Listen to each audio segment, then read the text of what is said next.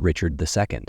Born in 1367, Richard II ascended the throne at just 10 years old after the death of his grandfather, Edward III. Despite his youth, Richard had grand visions of monarchy.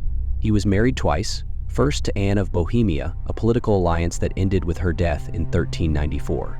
He later wed Isabella of Valois, a child bride who was only 6 at the time. Neither marriage produced an heir, fueling speculation about Richard's personal interests. While Richard fulfilled the duties of marriage, his strongest attachments were to the men of his court, particularly Robert de Vere, the Earl of Oxford. Richard showered de Vere with titles, made him Duke of Ireland, and even granted him unprecedented power. Their close bond angered nobles, who saw de Vere as an unworthy favorite with undue influence over the king. Some chroniclers whispered of a deeper, possibly romantic connection between the two. The nobles' suspicions peaked when Richard granted de Vere the rare privilege of being carried into court on a golden chair, an honor reserved for monarchs and saints. Was this merely favoritism, or a sign of an intimate relationship?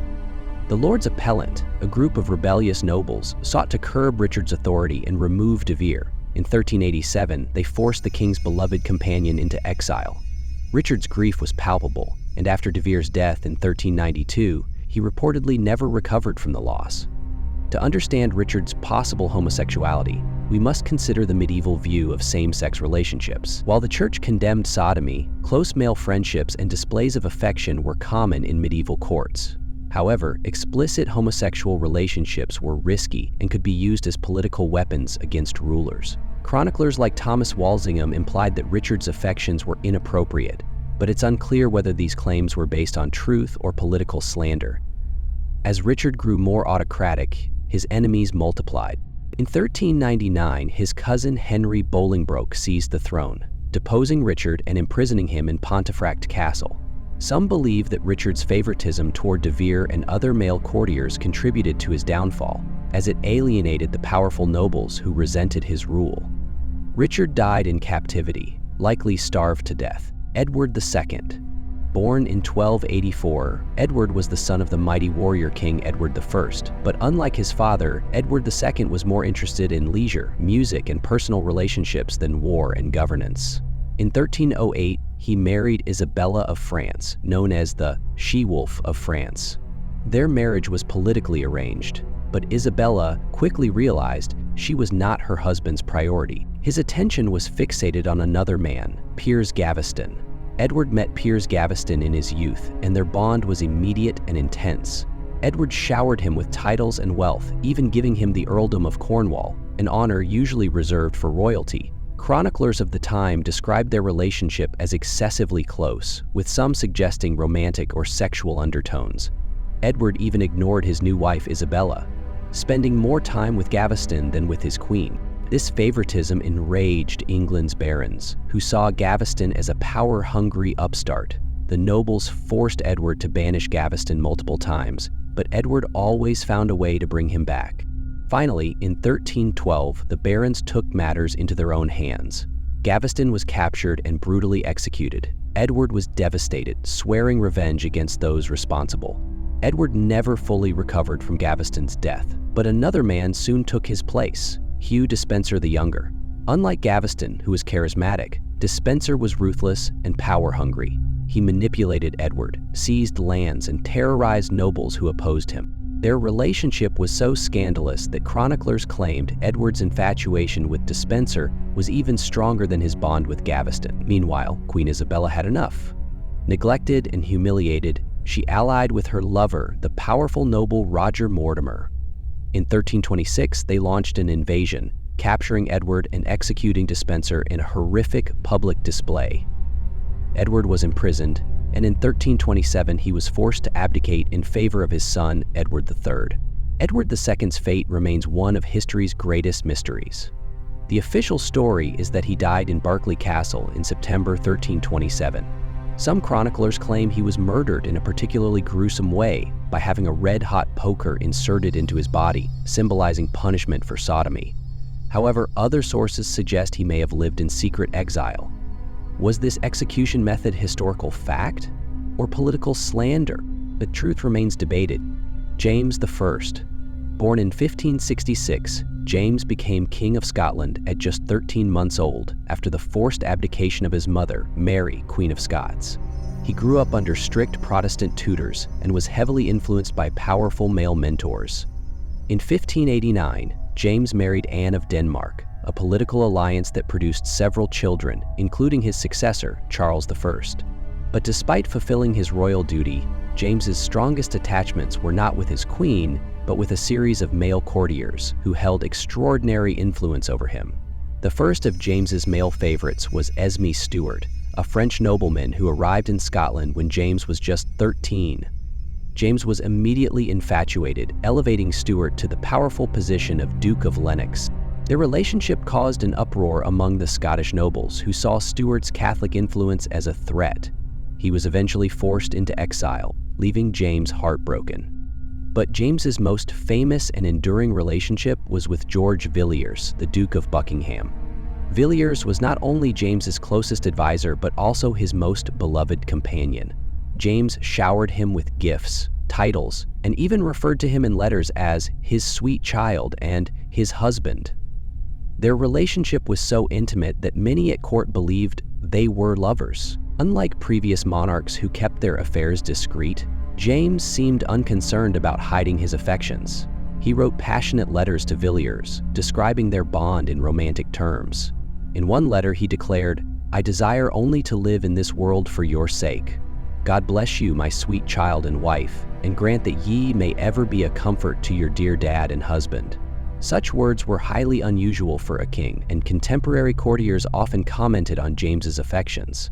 Spanish and French ambassadors even reported that James had male lovers, with some mocking him for his blatant favoritism toward Villiers. During James's reign, homosexuality was officially condemned by both the church and the law. The Buggery Act of 1553, introduced under Henry VIII, made sodomy punishable by death. However, James's status as king protected him from any serious consequences. Unlike Edward II, who was overthrown in part due to his relationships with male favorites, James maintained control despite the rumors. His contemporaries gossiped, but none dared to openly challenge him on this matter. William III. In 1677, William of Orange married his cousin, Mary, the daughter of James II. Though their union was politically advantageous, uniting Protestant England and the Dutch Republic, it was not a traditional love story. Mary reportedly adored William, but he was often distant. Their marriage produced no children, fueling speculation about William's lack of interest in women. Some suggest he may have been sterile, but others believe his heart and desires lay elsewhere. Throughout his life, William had deep, intimate relationships with two particular men, Hans Willem Bentinck and Arnold Joost van Keppel. Bentinck, William's lifelong friend and advisor, was so close to the king that they often slept in the same room, a common practice among nobles, but still a subject of gossip. He was William's most trusted confidant, and their relationship lasted for decades. Later, Arnold Joost van Keppel, a young Dutch nobleman, entered William's court. William elevated him rapidly, granting him wealth, titles, and immense influence. Some at court saw this favoritism as excessive, even inappropriate. Rumors circulated that Keppel was not just a political favorite, but something more personal. During William's reign, these relationships did not go unnoticed. Political opponents, especially supporters of the exiled James II, seized on the gossip.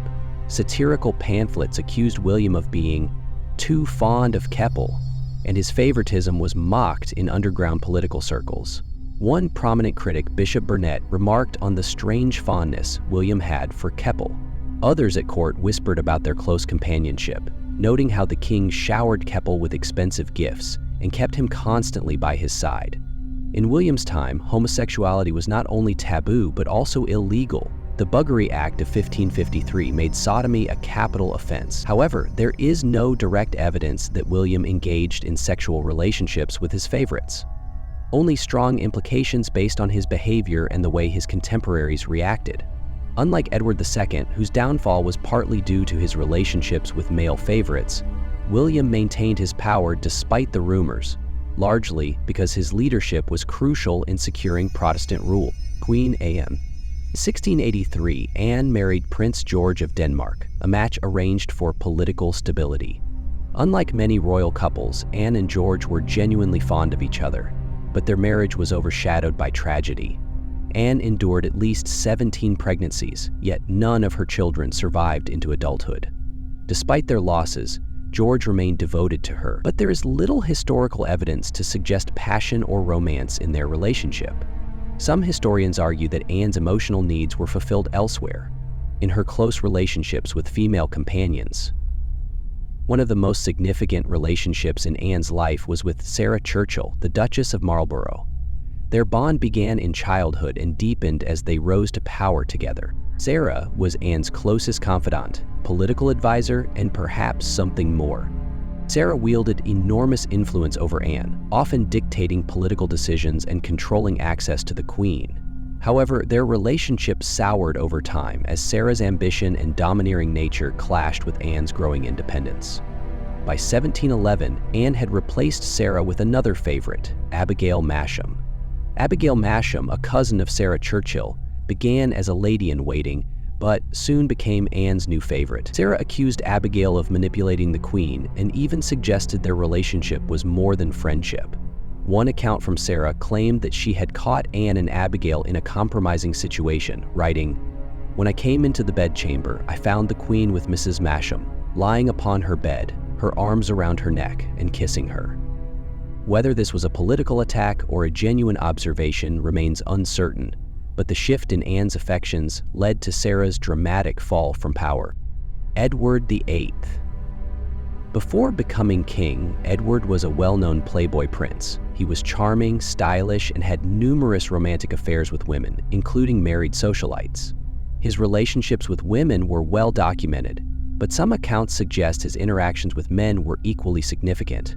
One of the most intriguing aspects of Edward's personal life is his close relationships with certain men. Some historians have pointed to his deep and intense friendships with male courtiers, suggesting they may have been more than platonic. In the 1920s, Edward was particularly close to his valet, Kenneth "Kenny" de Courcy, and his equerry, Lord Louis Mountbatten. While there is no direct evidence of a romantic relationship, their intimate letters and the amount of time Edward spent in their company led to speculation. Edward's relationship with Wallis Simpson has always been portrayed as the ultimate love story, so much so that he gave up the throne for her. But some theorists argue that his marriage to Wallis may have been a strategic decision. Wallis was known to be dominant and controlling in their relationship, and some suggest she acted as a protective figure for Edward. Could it be that Edward's attachment to Wallis was, in part, a way to avoid expectations of traditional masculinity and hide his true preferences? During World War II, intelligence agencies closely monitored Edward and Wallis due to their suspected Nazi sympathies. Interestingly, some declassified files suggest that foreign diplomats believed Edward's personal life held compromising secrets. Could this have been a reference to hidden relationships with men? While the documents remain vague, they fuel speculation that Edward's abdication and later exile to the Bahamas may have been partly influenced by knowledge of his private life. What do you think? Were these monarchs truly defying convention, or have their stories been shaped by modern interpretation?